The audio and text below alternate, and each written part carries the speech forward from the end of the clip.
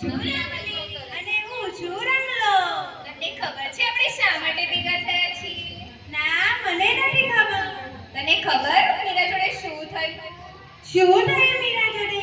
મીરા પીટીના બ્રેડમાં ચક્કર ખાઈને પડી ગઈ. ડોક્ટર પાસે લઈ ગયા. તો પછી ડોક્ટરે શું કહ્યું? ડોક્ટરે તપાસ કરીને કહ્યું કે મીરાને એનિમિયા છે. એનિમિયા? એનિમિયા એટલે શું? એનિમિયા એટલે લોહીનું પ્રમાણ ઘટી જવું. તો એનાથી બચવા માટે શું કરવું જોઈએ?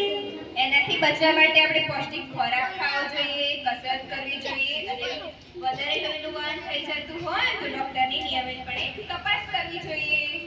તો ચાલો હવે આના વિશે વિગતવાર જોઈએ.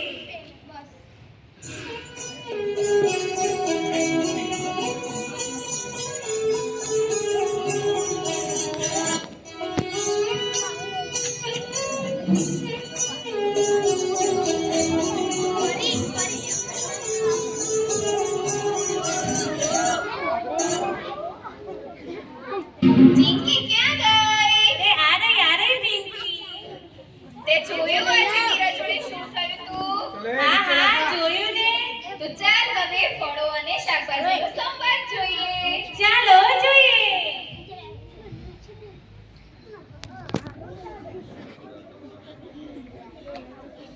હું છું પાલક. હું લોહતત્વ, વિટામિન અને પોષક તત્વોથી ભરપૂર છું. પણ ખબર નહીં આ બાળકો મારાથી કેમ દૂર ભાગે છે. હું છું વટાણા. અરે તારાથી નહીં મારાથી પણ દૂર ભાગે છે. હું એમની રોગપ્રતિકારક શક્તિને વધારું છું. હું છું ગાજર. અરે ભાઈ શું જ કહેવું આ બાળકોનું. આખો દિવસ ફોન લઈને બેઠા રહે છે જેનાથી એમની આંખો બગડે છે અને એમને હું વિટામિન આપું છું.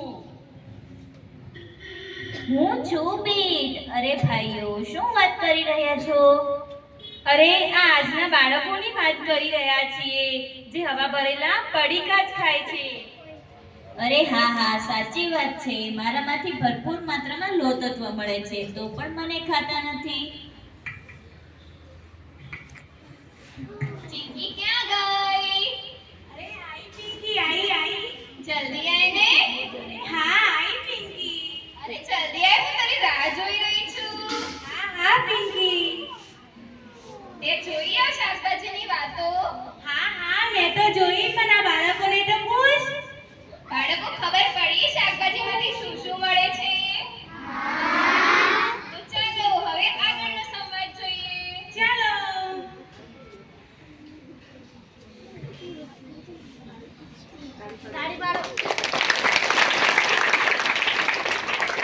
હું છું ચણા.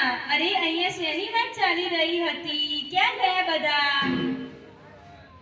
હું છું ગોળ ખજૂર. અરે ભાઈઓ અહીંયા તો એનિમિયા અને બાળકો વિશે ચર્ચા ચાલી રહી હતી. અરે એવું છે તો મારાથી પણ લોહ તત્વ અને શરીરની શક્તિ વધી છે. મને કેમ ના પૂછ્યું કોઈએ? અરે ભાઈ હું તો લોહ તત્વથી ભરપૂર છું તો પણ કોઈ મને પૂછતું જ નથી. ચાલ હવે હું જાઉં.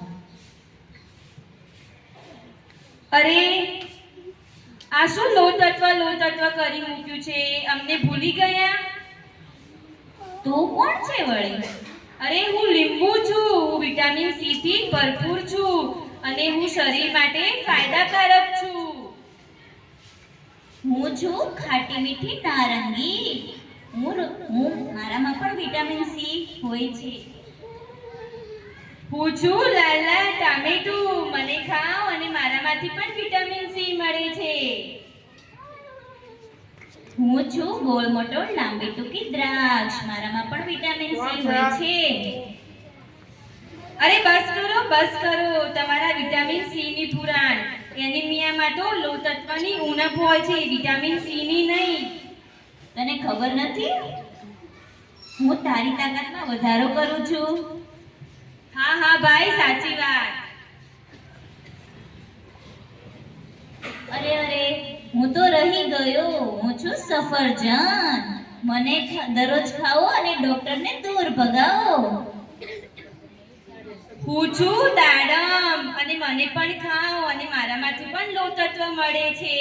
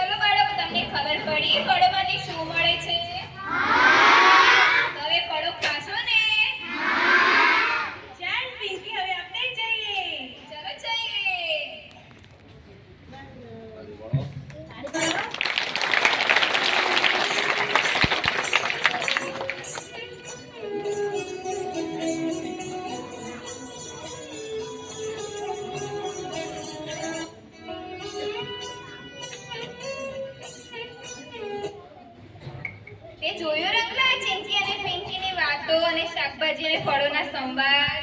હા રંગલી જોયું ને કયા શાકભાજી માટે શું મળે છે ને શું ખાવું જોઈએ, પણ બીજો કોઈ ઉપાય છે એનિમિયાથી બચવા?